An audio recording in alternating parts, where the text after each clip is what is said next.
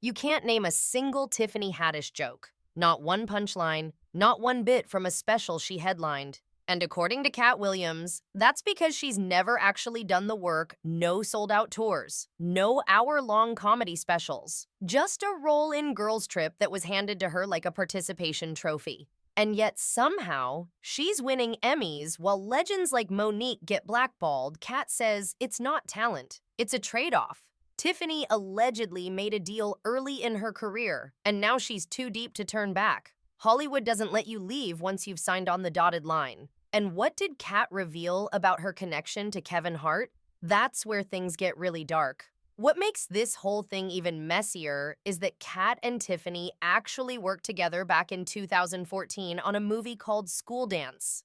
They got along just fine. No drama, no tension. So when Katt showed up on a radio interview 4 years later and absolutely dragged her, people were confused. He didn't hold back either. He said Tiffany hasn't proven she can tell jokes back to back for an hour, and the only reason she's being pushed as the funniest black woman in Hollywood is because she plays the game their way. She bows to the right people. She says yes when others would say no. And that's exactly why she's getting opportunities that real comedians have been grinding for decades to get. But here's what nobody expected. Tiffany clapped back on Twitter almost immediately. She said Katt didn't have his facts straight and that they'd both be picking up their Emmys soon, so she'd shower him with love because clearly he needed it. It was passive-aggressive perfection. But here's where it gets wild. Reports came out that Katt actually apologized to her backstage at the Emmys. He allegedly got down on one knee like he was proposing and said sorry. Everyone thought they'd squashed the beef, but then TMZ caught up with Katt later that same night, and his tune completely changed. He said he never had beef with Tiffany in the first place, so there was nothing to apologize for. He clarified that he was only sorry for bringing her name up in the conversation, not for what he actually said about her translation. He still meant every word. And that's when things took an even darker turn. For a while after that, things seemed quiet. But then Tiffany and Kevin Hart sat down for an interview with The Breakfast Club, and all hell broke loose. Kevin went in on Katt, saying he talks about Tiffany not deserving her success, but never uses his platform to uplift the women he claims should be winning instead. Then Kevin went even lower. He accused Katt of choosing substances over his career, implying that Katt's downfall was self-inflicted. The problem?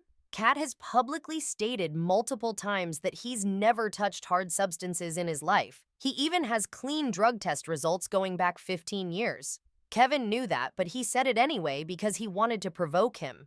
And the whole time, Tiffany just sat there nodding along, co-signing everything Kevin said. When she was finally asked what she thought, she admitted the apology didn't matter to her because it didn't change what Katt had said. So much for moving on.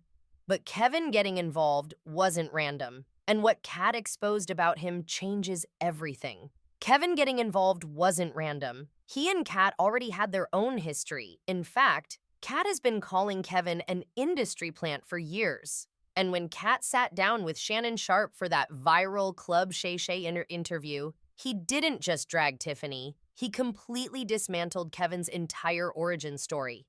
Katt pointed out that in his first year in Los Angeles, Kevin already had his own sitcom on network television and was starring in a movie called Soul Plane No Sold Out Comedy Shows. No buzz from comedy clubs, no standing ovations, just instant Hollywood success. Katt said that's not how it works for real comedians. You don't just show up in LA and immediately have deals waiting for you unless someone higher up already decided you were the chosen one. And once Kevin was locked in, Katt claims he started getting pushed out. His name got dragged through the mud while Kevin's star kept rising. But what Kevin did next proved Katt's point in the most disturbing way. Before Kevin became Hollywood's golden boy, he was very vocal about never wearing a dress. He even turned down a role in Tropic Thunder because he didn't want to play a gay character. He told interviewers he had boundaries and that protecting his brand meant refusing to cross certain lines. He specifically said he would never wear a dress because it wasn't funny to him. He believed he was funnier without the gimmick, Fast forward a few years, and Kevin hosts Saturday Night Live. And guess what? He appears in a sketch wearing a full dress and wig, playing a 9-year-old girl. The backlash was immediate. People called him out for being a hypocrite, and some even said he was part of a larger Hollywood agenda to emasculate black men. Kevin defended himself on Twitter, saying he made the decision on his own and thought it was funny. But Katt saw it differently. He said Kevin didn't have a choice. He said wearing that dress was Kevin's initiation into the next level of Hollywood. And once he did it, the bigger roles started coming. Right after that SNL appearance, Kevin's career exploded even more. Meanwhile, Katt got blackballed. And that's exactly where Tiffany comes back into the picture. Tiffany Haddish. She been doing comedy since she was 16. You can't tell me your favorite Tiffany Haddish joke. Why? Because she ain't done a tour yet. She ain't done a special. She has not proven the ability to tell jokes back to back for an hour to nobody. And they already ready to down Monique and up somebody who has showed them Girls Trip. Did you think she wrote Girls Trip, goofball? Right. Or do you think that was already a script and they handed it to her? But people like real, and that's why they like her. Is that what they like? They love real. Oh, because everybody's real then. So don't trip. No, they like Wherever Tiffany you Haddish at under the sound of my she's voice, real. do you have a real co-worker? Right. Do you have a ratchet friend? Do you have a sister? Do you have a cousin? Do you have a nephew? Do you have a niece? Is they so ghetto? When did that become marketable? Knock it off. They like her because she want to sleep with a white man. That's why the only thing she said was, I want to give it to Brad Pitt. Brad Pitt was standing right next to me, and then Elizabeth's husband was like, man, I hope we don't get caught in this elevator. And I was like, it's gonna be some pretty ass babies in this elevator if we do. So he said, well, if I'm single in a year and you're single in a year, maybe we can get together and see what happens. And I was like, oh my God. For real? When me and Kevin met and stuff, he told me to make this list of Kevin those. Hart, yeah. Kevin Hart, yes. He told me to make a list. So Leonardo was on that list. It was to get pregnant by him. So when I met him, I saw him and I walked up to him and I was like, hi, Leonardo. My name is Tiffany Haddish. So I just want to tell you something. He's like, what? I was like, I want to hit. He's like, what? I said, I want to hit that. I ain't talking about drugs. She had a white husband for the 14 years she been doing comedy, and then all of a sudden divorced him, then said he abused her, then wrote a book, then said he didn't.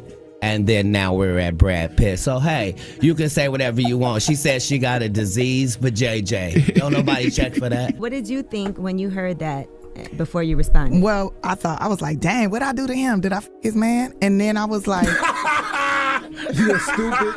You're funny. that's what I thought at first.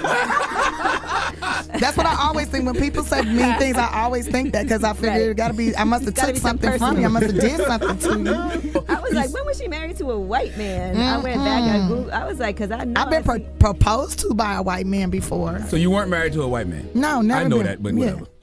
So where does Tiffany fit into all this? According to Katt, she's part of the same system. She made the same compromises Kevin did, just in different ways. She took roles she was handed. She played nice with the right people. She didn't rock the boat. And in return, Hollywood made her a star overnight. The problem is, once you make those kinds of deals, you can't just walk away. Tiffany's allegedly been trying to distance herself from some of the things she agreed to early on. But it's too late. She's in too deep now, and her connection to Kevin Hart only makes the whole thing look even more suspicious. They're always defending each other, always showing up together, always playing the victim when people like Katt call them out. It's almost like they're reading from the same script. After Katt's Club Shay interview went viral and racked up millions of views, Tiffany made another public comment. She sarcastically brought up the Emmys apology again, making it clear she thought the whole thing was fake. And honestly, she wasn't wrong. Katt never actually apologized for what he said. He just apologized for saying it out loud. But here's the thing, whether Tiffany wants to admit it or not, Katt's criticism hit a nerve, because deep down, she knows he's not completely off base. She hasn't done the work that other comedians have done. She hasn't toured for years, bombing at open mics and grinding through dive bars just to get 5 minutes of stage time. She got a movie role, and Hollywood decided she was the next big thing. That's not how it's supposed to work, but that's how it worked for her. So what's the truth? Is Tiffany really a hostage, trapped in deals she made when she was desperate to break into the industry? Or did she just play the game better than everyone else? Maybe she saw the system for what it was and made the smart move. Say yes, take the roles, build the brand, and worry about the consequences later. Or maybe Katt's right. Maybe she sold something she can't get back, and now she's stuck playing a part she didn't fully sign up for. Either way, one thing's clear. Hollywood doesn't give you anything for free. There's always a price. And according to Katt Williams, Tiffany Haddish paid it. Do you think Tiffany sold out to get where she is? Or is Katt just bitter that the industry moved on without him? Drop your thoughts in the comments. I want to hear what side you're on, but here's what I really want to know. And I need you to tell me in the comments right now, if you were in Tiffany's position, would you have made the same choice? Would you take the shortcut to fame? Or would you grind it out the hard way like Katt says real comedians should? Be honest. No judgment here. And listen, if you think Katt's exposing the truth about Hollywood, type "Katt was right" in the comments. But if you think Tiffany's just playing the game smarter than everyone else, type "Tiffany's a boss." I'm keeping track, and I'm gonna do a whole video breaking down which side won based on your responses. Also, if you want more videos exposing what really goes on behind the scenes in Hollywood, the deals nobody talks about, the rituals they try to hide, the truth about who really runs the industry, hit that subscribe button right now. We're just getting started. And trust me, what's coming next is even crazier. Drop your thoughts below. Are we Team Katt or Team Tiffany? Let's settle this once and for all.